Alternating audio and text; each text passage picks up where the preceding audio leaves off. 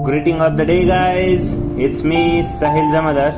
Now we continue our reading. Most of the sages were well over 100 and they showed no signs of slowing down. And just last week, I read in the paper about a group of people living on the tiny island of Okinawa in the East China Sea. Researchers are flocking to the island because they are fascinated by the fact that it holds the largest concentration of centenarians in the world.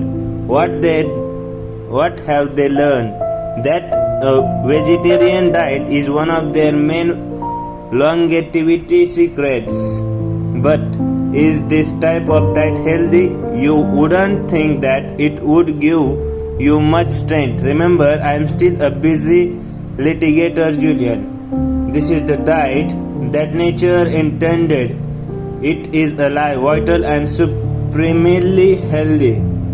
The sages have lived by this diet for many thousands of years. They call it a sattvic or pure diet. And as to your concern about strength, the most powerful animals on the planet, ranging from gorillas to elephants, were the beds of proud vegetarians. Did you know that a gorilla has about 30 times the strength of a man? Thanks for the important tidbit of information. Look, the sages are not extreme people. All of their wisdom was based on the ageless principle that one must live in a life of moderation and do nothing to extremes. So if you like meat, you can certainly keep eating it. Just remember that you are eating dead food. If you can, cut back on the amount of red meat that you eat. It is really hard to digest, and since your digestive system is one of the most energy consuming processes of your entire body, valuable energy reserves are needlessly depleted by this foodstuff. Do you see what I am getting at? Just compare how you feel after eating a steak with your energy levels after eating a salad.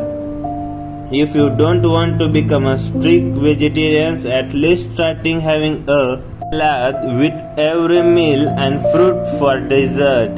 Even this will make a huge difference in the quality of your physical life. That doesn't seem like it would be too hard to do, I replied. I have been hearing a lot about the power of largely vegetarian diet.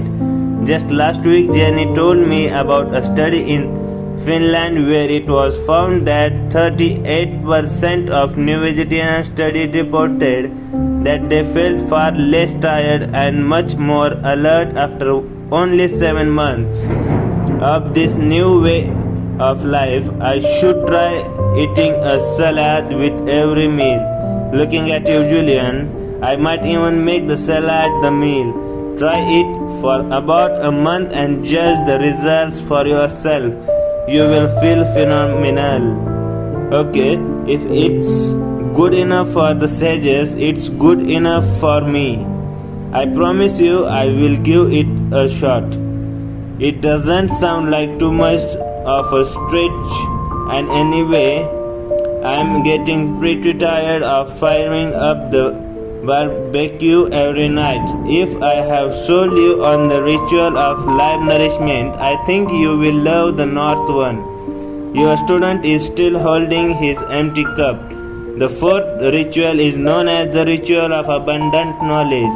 It centers around the whole notion of lifelong learning and expanding your knowledge base for the good of yourself and all those around you. The old knowledge is power idea.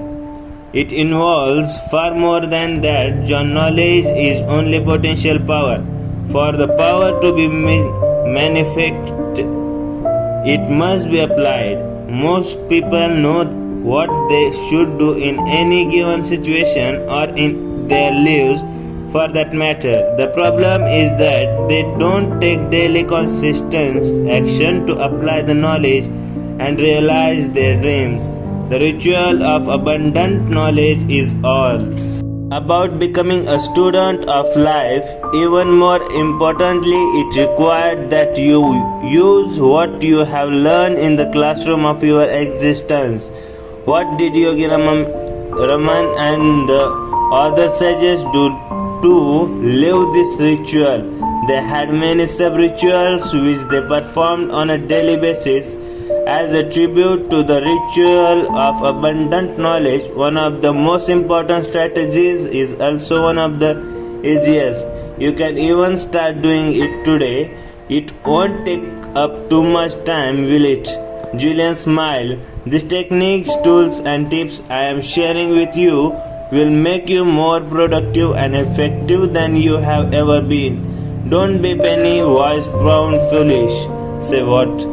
Consider those who say that they do not have the time to back up their computers because they are too busy working on them.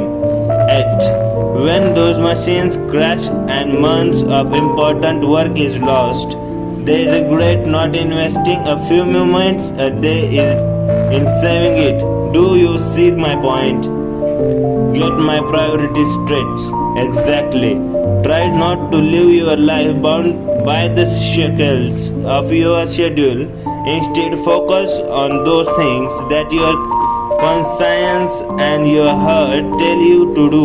When you invest in yourself and start to devote yourself to raising your mind, body, and character to their highest levels, you will almost feel as if you have a personal navigator inside you telling you which things you must to do.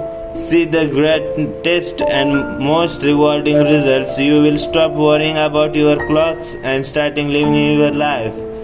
Point well taken. So what was the simple sub-ritual you were about to teach me? I asked. That's enough for today. We continue our reading. Okay, bye. Have a good day.